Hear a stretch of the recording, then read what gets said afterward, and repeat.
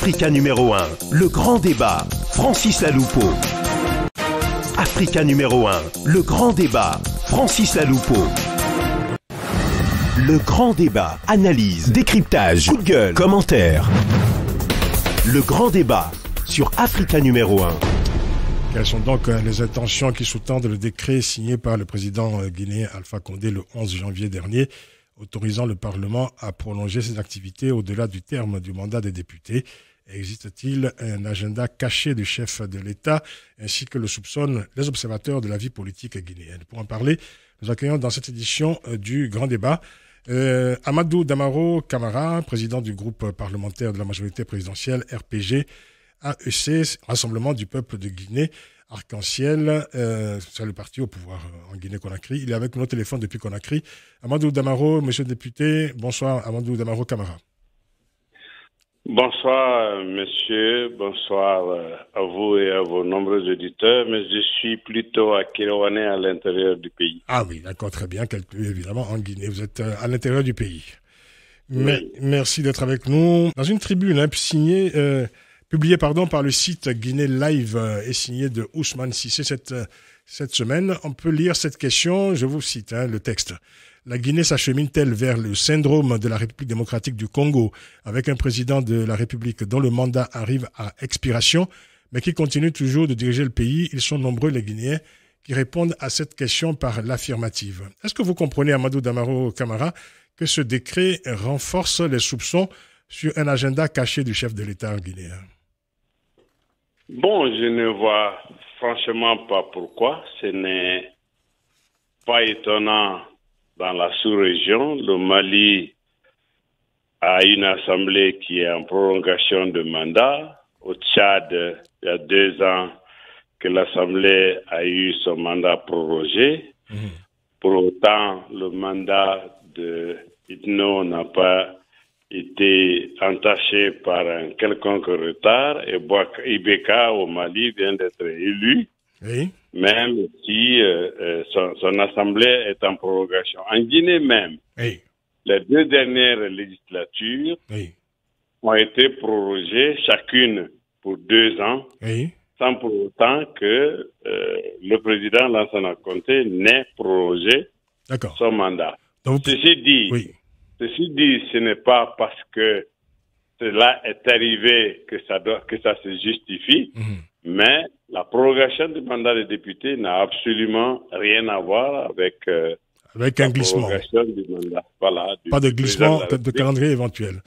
Bon, c'est ce que vous dites en tout cas. Bon, vous avez donné l'exemple du Mali. Il faut dire qu'au Mali, effectivement, les élections locales avaient été donc reportées. Mais à un moment donné, il a fallu privilégier la tenue de l'élection présidentielle à la date qui était donc fixée constitutionnellement. Donc vous nous dites aujourd'hui que en Guinée, par exemple, le calendrier de la présidentielle pourrait être maintenu, même si la nouvelle législature n'était pas mise en place. Mais absolument, on est à 2 ans des élections présidentielles, alors qu'on peut avoir des élections législatives plus tard, dans 6 mois, 7 mois, 8 mois en Guinée, pourquoi pas. D'accord. Donc, pour l'instant, pour vous, le calendrier n'est pas bousculé? Absolument pas. Ça n'a rien à voir. C'est pas lié du tout. Les législatives n'ont absolument rien à voir avec les présidentielles en Guinée. Les mandats ne correspondent pas. Très bien. Écoutez, on va écouter un député qui, manifestement, n'a pas la même lecture que vous de cette situation institutionnelle. Nous accueillons à présent le docteur Ousmane Kaba, ancien ministre, président du PADES, c'est le Parti des démocrates pour l'espoir. Docteur Ousmane Kaba, bonjour, bonsoir. Bonsoir. Merci d'être avec nous. Alors, Ousmane Kaba, en réaction au décret présidentiel, vous avez décidé, vous, de ne plus siéger à l'Assemblée nationale. Vous avez déclaré notamment, je vous cite, notre mandat est arrivé à échéance le 13 janvier. Nous rendons au peuple de Guinée ce qu'il nous a confié afin qu'il élise d'autres personnes. Nous devons nous assurer que l'alternance soit effective au Parlement. Fin de citation. Combien de députés partagent aujourd'hui cette position, la vôtre, Ousmane Kaba? Ben écoutez, franchement, je n'en sais rien. Je suis le seul à avoir fait ma déclaration publique. Et ceci dit, c'était bien avant le décret du président de la République. Donc ce n'était pas la réaction à ce décret. Moi, j'ai fait ma déclaration avant parce que j'ai estimé simplement que les députés sont élus par le peuple de Guinée et que nous avons été élus pour 5 ans. Disons qu'à ce stade, j'ai estimé avec mon parti, puisque nous avons fait une réunion, que notre devoir est d'approfondir et d'enraciner la démocratie. Et que notre devoir n'est pas du tout de faire des glissements des calendriers électoraux, contrairement à la Constitution. Et il y a beaucoup de raisons en réalité, à part l'aspect de principe, puisqu'en Guinée, malheureusement, nous avons beaucoup de glissements des calendriers électoraux. C'est ça. La législature dont il est question, qui devait avoir lieu en 2011, ne s'est tenue qu'en 2013. Oui. Déjà plus de 2 ans de glissement.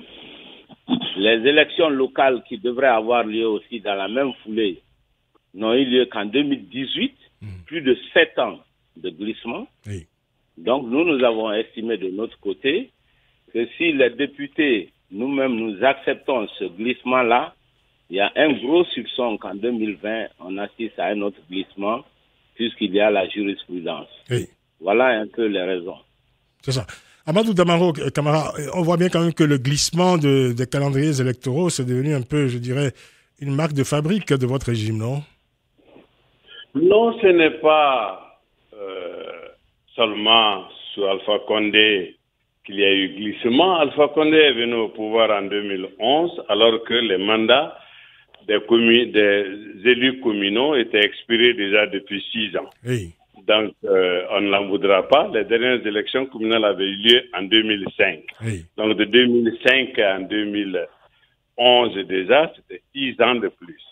Deuxièmement, ce que le docteur dit, je respecte sa décision. Moi, j'ai cru... Alors, Amadou Damaro Camara, vous respectez sa décision, mais voilà comment vous avez réagi quand même à sa décision, parce que je vais vous citer quand même. En réaction, vous avez lancé ceci, je vous cite. De toute façon, Ousmane Kaba ne siégeait pas du tout. On ne se rendra pas compte de cette absence, de son absence à l'Assemblée nationale. Cette réponse n'est pas très politique, elle n'est pas très courtoise en soi. Non, bon, j'ai de très bonnes relations avec Dr Ousmane Kaba. La réalité, c'est qu'il est très rare. Depuis son départ de notre groupe, il est très rare à l'Assemblée. Et avec tout le respect que je lui dois, il siégeait presque pas du tout depuis au moins 1 an ou plus. Donc, franchement, qu'il ne vienne pas, ce serait que confirmer ce qui existait. Mais moi, étant dans la position, parce que la loi est muette là-dessus, on avait 2 choix. Ou proroger le mandat des députés, ou laisser le président de la République légiférer seul. Moi, j'ai préféré renoncer à mon salaire parce que le mandat est terminé, mais continuer de travailler, de légiférer pour ne pas qu'on croie que c'est pour des avantages matériels que je serai à l'Assemblée. Oui, parce que le mandat est prorogé, mais vous n'êtes plus payé en tant que député? Moi, je ne suis plus payé, je l'ai sur ma propre demande. Je continuerai de travailler parce que je crois que c'est la meilleure façon. C'est plus démocratique par l'Assemblée que de laisser le président de la République seul légiférer. D'accord. On va quand même laisser réagir Dr Ousmane Kaba sur vos propos quand même en ce qui concerne ces absences à l'Assemblée nationale. Dr Ousmane Kaba, que répondez-vous à votre collègue Amadou Damaro Camara? Enfin, moi, je lui laisse la responsabilité de ses propos, puisque moi, je suis très souvent à l'Assemblée nationale, sauf ces derniers temps, le dernier mois simplement. Bon, la question n'est vraiment pas là. C'est ça. Je pense qu'il ne faut pas déplacer le débat. La question, c'est que nous avons un mandat et que le mandat est fini. Je trouve curieux que dans un pays dans lequel on veut approfondir la démocratie, que l'on dise ce qui s'est passé il y a 20 ans, il y a 30 ans. Je pense que l'Afrique, la Guinée, comme toute l'Afrique, aspire à beaucoup plus de démocratie. Donc, la manière dont les institutions, la vie politique se passait il y a 20 ou 30 ans, je pense que nous devons faire un progrès par rapport à cela. Ceci dit, la raison est très simple. Je pense que l'Assemblée nationale a 2 missions. Il faut le rappeler brièvement. Celui de voter les lois, y compris la loi de finances, et celui de contrôler l'action du gouvernement. On le fait un peu à travers la loi des finances. Cependant, comment voulez-vous contrôler l'action du gouvernement si les députés vont à l'Assemblée nationale sur la base d'un décret? C'est ça. Je trouve que c'est une entorse au principe fondamental de la séparation des pouvoirs. Et étant donné ce qui se passe déjà en Guinée, avec le gros soupçon que nous avons, nous avons décidé vraiment de créer un vide institutionnel. Et nous souhaitons que les autres députés de l'opposition nous rejoignent pour que, lorsqu'il y a le vide institutionnel, le gouvernement puisse réagir au plus vite pour organiser les élections législatives dans les plus brefs délais.